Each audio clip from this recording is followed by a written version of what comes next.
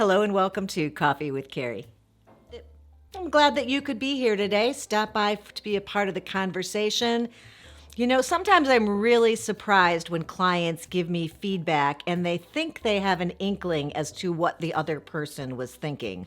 Whether they think the person was interested and they were not, or whether they think, I'm going to say no to seeing this person again because I could tell that they weren't interested in me. And I'm always the one surprised to have to deliver the news that you were wrong.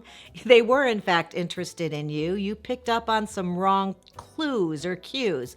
And, very often that has to do with the fact that my own client is telling me that maybe they were a little bit too nervous or they couldn't really get a handle on their anxiety. But it turns out that anxiety, it ain't all bad. Actually, that can be helpful.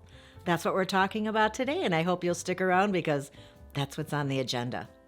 I was just checking my note to see where I wanted to start this conversation, and I noticed that I did have a bonus tip at the end, so don't go away because there's a little something extra. Or go ahead and fast forward to the end for the bonus. I can't control what you do. Do what you want.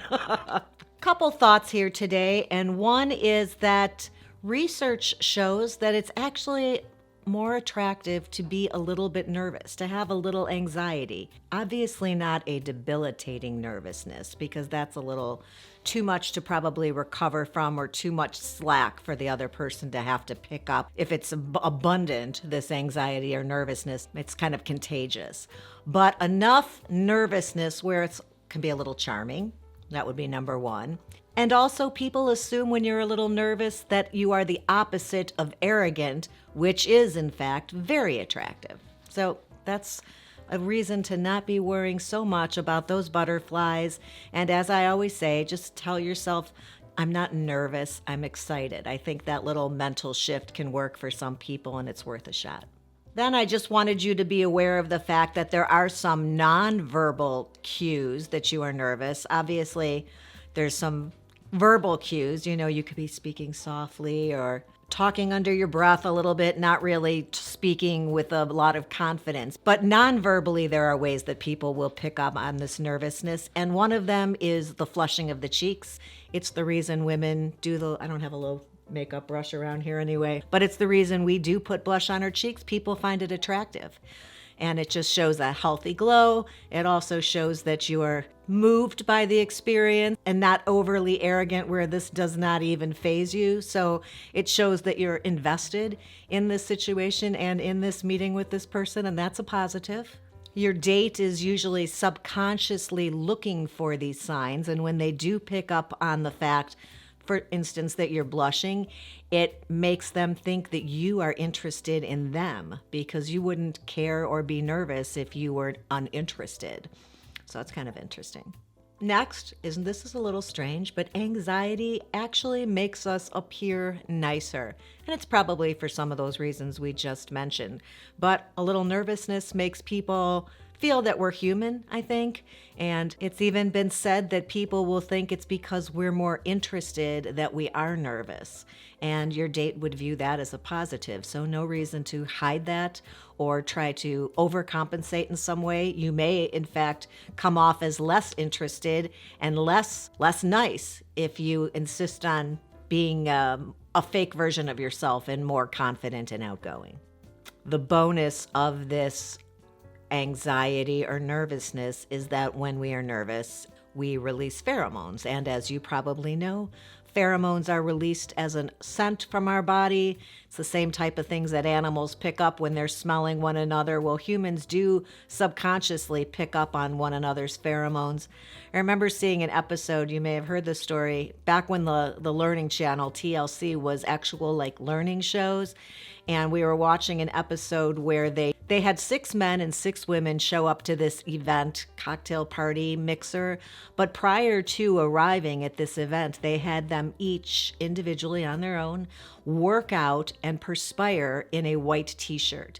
They get to the event, they labeled everybody's bag with a number or a letter, and they had everybody, the 6 women got to smell all 6 male t-shirts and vice versa, and people chose which sweaty t-shirt smelled more appealing to them.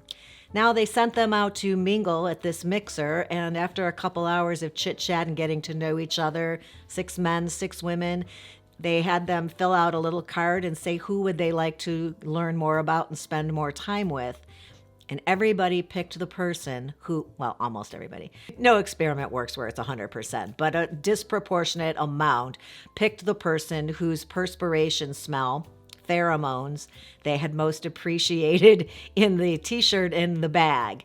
And it just showed that we pick up on those even when we are in a non-sweaty environment. And that plays a big role in attraction. And we emit more of those in a state of anxiety or nervousness, perspiring, than we would if we were just nonchalant and confident about the whole thing. So another reason that nervousness is nothing to worry about.